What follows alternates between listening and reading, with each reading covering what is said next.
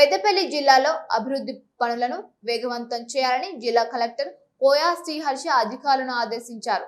మండలంలోని రాఘవాపూర్ గ్రామంలో నిర్మించిన సోలార్ విద్యుత్ ప్లాంట్ సబ్ స్టేషన్ తో పాటు పెద్దపల్లి పట్టణంలో నిర్మాణంలో ఉన్న నూతన గ్రంథాలయ భవనాన్ని పరిశీలించిన కలెక్టర్ పెండింగ్ లో ఉన్న పనులను నిర్దేశిత గడువులోపు పూర్తి చేసి ప్రజలకు అందుబాటులోకి తీసుకురావాలని స్పష్టం చేశారు.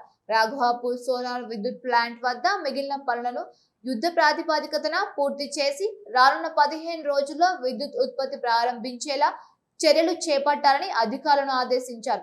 అలాగే పెద్దపల్లిలో నిర్మిస్తున్న నూతన గ్రంథాలయ భవన పనులను వేగవంతం చేసి విద్యార్థులు పోటీ పరీక్షలకు సిద్ధమవుతున్న యువతకు అవసరమైన అన్ని సౌకర్యాలతో త్వరలోనే అందుబాటులోకి తీసుకురావాలని సూచించారు.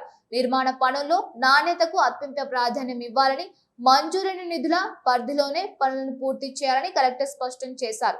శాఖల మధ్య సమన్వయంతో పనిచేసి అన్ని అభివృద్ధి కార్యక్రమాలను నిర్ణీత గడువులో పూర్తి చేసి ప్రజలకు మెరుగైన మౌలిక సదుపాయాలు అందించాలని అధికారులను ఆదేశించారు. ఈ పర్యటనలో జిల్లా కలెక్టర్ వెంట డీసీఓ శ్రీమాలతో పాటు సంబంధిత శాఖల అధికారులు పాల్గొన్నారు.